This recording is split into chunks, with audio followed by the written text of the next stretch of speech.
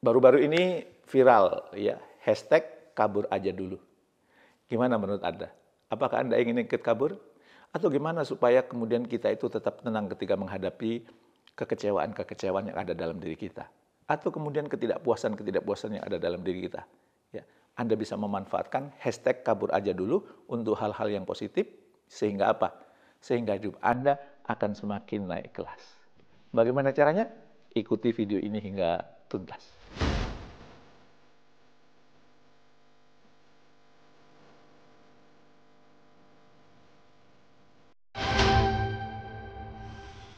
Ya, baru-baru ini ada yang bertanya kepada saya, Babe, bagaimana pendapat Babe tentang hashtag yang sedang viral, Babe? Apa itu? Kabur aja dulu, katanya.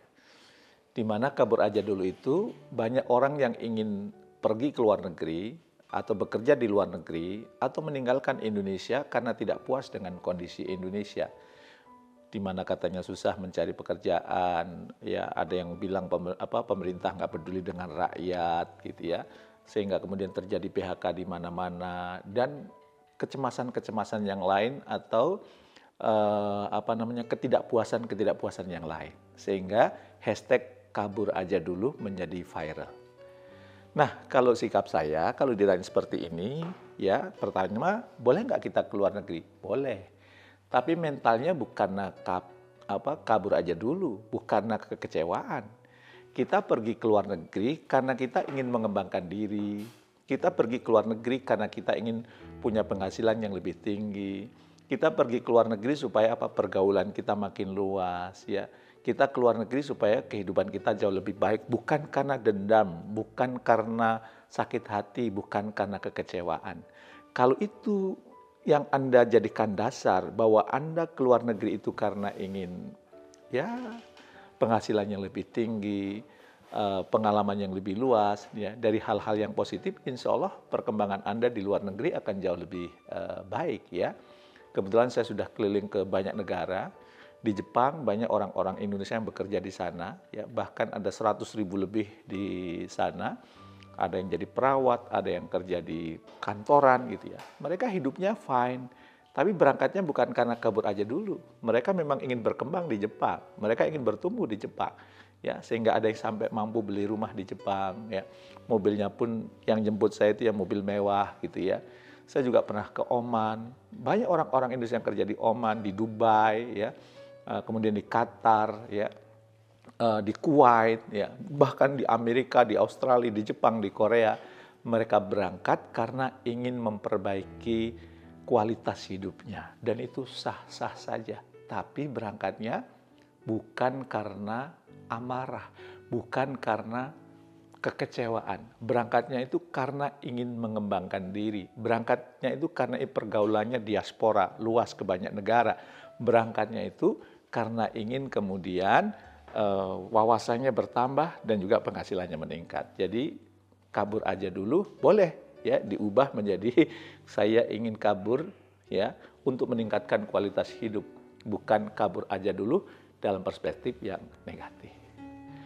Gimana pertanyaannya kalau Babe, kan tidak semua orang bisa keluar negeri, tapi sebenarnya pengen kabur, Be, ya. Kecewa saya dengan negeri kita ini, Be. Ya, kalau Anda menghadapi seperti itu, saya sering menganjurkan gunakan konsep door close, door open. Apa itu door close? Door close itu saat peristiwa atau kejadian yang membuat peluang-peluang hidup kita itu jadi tertutup. Misalnya bagi Anda yang kena PHK karena perubahan yang sekarang begitu cepat, berarti peluang Anda bekerja tertutup, itu door close ya.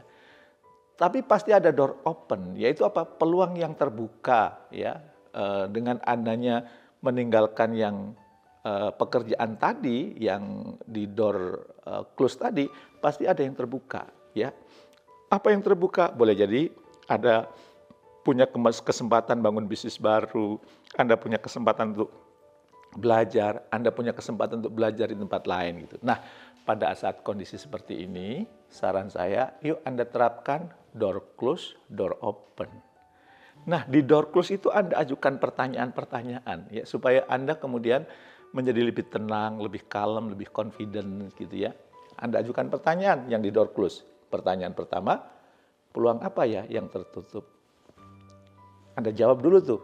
Oh, mungkin yang tertutup peluangnya adalah bekerja, misalnya tadi ya. Terus karena mungkin Anda kena PHK, atau mungkin karena Anda mau nyari pekerja di tempat baru itu susah. Ya, berarti itu tertutup peluangnya. Karena mungkin mensyaratkan keahlian tertentu, pendidikan tertentu dengan nilai tertentu gitu ya. Maka yang kedua ditanya ajukan. Pelajaran apa yang bisa saya petik dari door close ini? Pelajaran apa yang bisa saya petik? Kenapa kemudian peluang-peluang ini tertutup? Ya, kemudian saya tidak bisa melanjutkan atau mengambil hal-hal yang seharusnya saya ambil. Ambil tuh pelajaran apa yang Anda ambil, hikmah apa yang Anda dapatkan gitu ya. Kira-kira pesan cinta Tuhan kepada Anda itu apa gitu ya. Itu di door close. Pertanyaan berikutnya di door open. Di door open itu apa? Peluang-peluang apa yang muncul? Dengan Anda sudah tidak bekerja dari misalnya, peluang apa yang muncul yang bisa Anda ambil? Ya, misalnya Anda bisa memilih pekerjaan yang sesuai dengan passion. Ya, saya bisa kemudian berbisnis. Peluang apa lagi yang muncul? Saya bisa menjadi self employee. Apakah menjadi konsultan ya, atau kemudian menjadi mentor mungkin ya, atau kemudian menjadi guru ya, self employee. Misalnya itu ya. Oke. Dengan peluang-peluang yang ada itu, ya, hal apa yang perlu saya siapkan? Ya, Anda tulis lagi. Oh, yang perlu saya siapkan berarti ini, ya. Dan ditutup dengan pertanyaan, langkah kecil apa yang perlu saya lakukan, yang itu berdampak besar bagi kehidupan. Insya Allah kalau kita terbiasa membuat door close, ya, door open, dan kemudian kita perbandingkan gitu ya.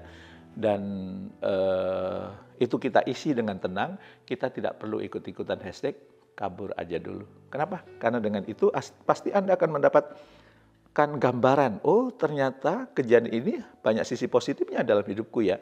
Oh ternyata ada peluang-peluang yang bisa aku tangkap ya. Nah, maka kemudian kalau ini Anda lakukan, Anda nggak perlu ikut latah-latah, apa itu? Kabur aja dulu. Kenapa?